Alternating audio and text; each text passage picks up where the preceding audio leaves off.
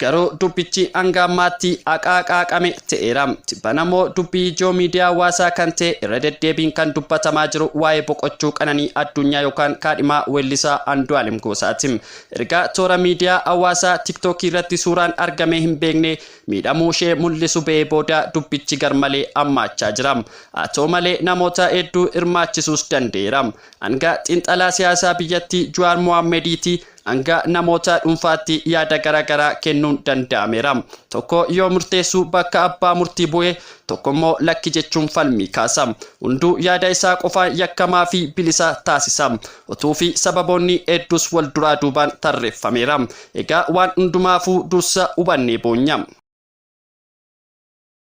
Otuu addunyaan kun yeroo tokko carraanaaf laattee akkasnaan jetteetii qorataa seenaa dhugaa jecha tokkoon mootota jilbeenfachiisee saba isaatti immoo hayyaantummaa lallabu raajaa saba guddaa ta'e saba sanaafis qaalii kan ta'e sagalee isaa kiiloolee sanaan dhugaa kan himu eenyudhanni eenyudhatu naan jetteetii sila akkasiin jedhamirra deddeebi'ee afaan guutee eekkoo isadha har'as ta'e booris inni mallattoo eenyummaa keenyaadha eeyyen Hacaaluudha Hacaaluu Hundeessaan jedhami mimmaan korobsaa qalama dhiigaan samiirratti seenaa isaa katabaa utuus tarreessee gaabbiin quba nyaachaa Hacaaluudhaan jedhama Hacaaluu Hundeessaa heeyyen isadham.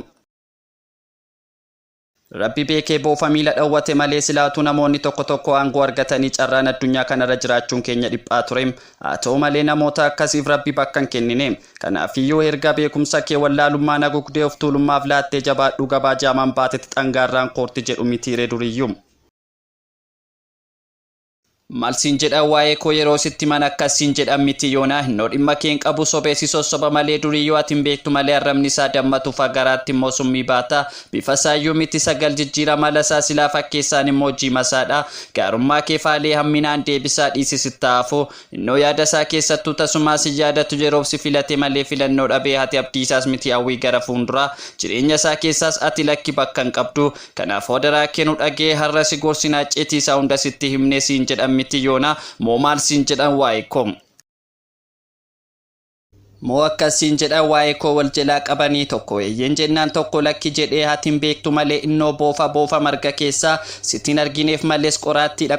dhoqqee keessaa sittiin mul'atuuf malee keessisaa akka haalaa silaa fakkeessaa dubbisaa atuu in hubatta ka'ee akkas godhi samiif lafa jidduut mana jaari jedhii galgalas waamiti aduu fidi jedhii yoo barbaadde immoo naaf lakkaa'e jedhii urjii samii keessaa yoos malee nagartuu akka noomaan dandeenye afaan dubbii malee gaafatti ilaaltuu riqicha fokkaataa gaafa itti siiqtu cabees nyaachisaa nyaacha bishaan keessaa meekanuma ilaaltee garaan kee siin cituu siin jedhan miti jechoota isaanii toora gashanii moo maal siin jedhan ree waa'ee koo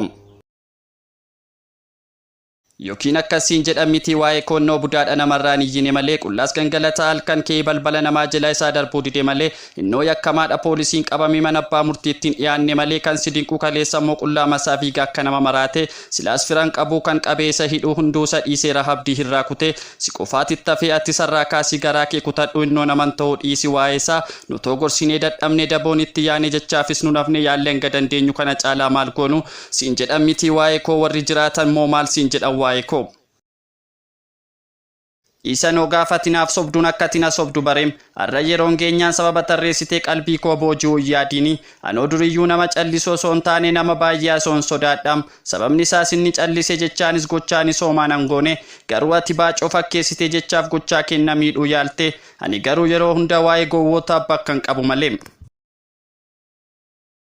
Isaan osanut akka bishaanii wal dheebonne akka midhaanii wal beelonuun beekaniim akkas nuun jedhum yeroo jaalala komatan maqaa keenya lamaan kaasanii kunoo isaanuu gargar ba'anii dhiisi jaalalli qarshii fi sobaan yookaan fakkeessaan malee hin jiru jedhum waa'een keenyas isaan bira jiraam jalqabniif dhumni isaanuti isaaniif kitaaba dhaganamaaf galgala nu dubbisu isaaniifis taaneerra yaadannoo yeroo hundaa nuti waa'ee keenya amma isaaniin beeknu sin ajaa'ibu isaanoon beekaniim isa nuti mootii jaalalaaf jilbeenfanne onnee qulqulluu negeree keenyaaf wal abdanne waadaa keenyaafis jaalala ragaa waamnee hawwii keenya dhugoomsuuf guyyoota lakkoonu isaanoon beekaniim kanuma gaafas ammayyuu nu hamatu silaa waa'een isaanii safuudha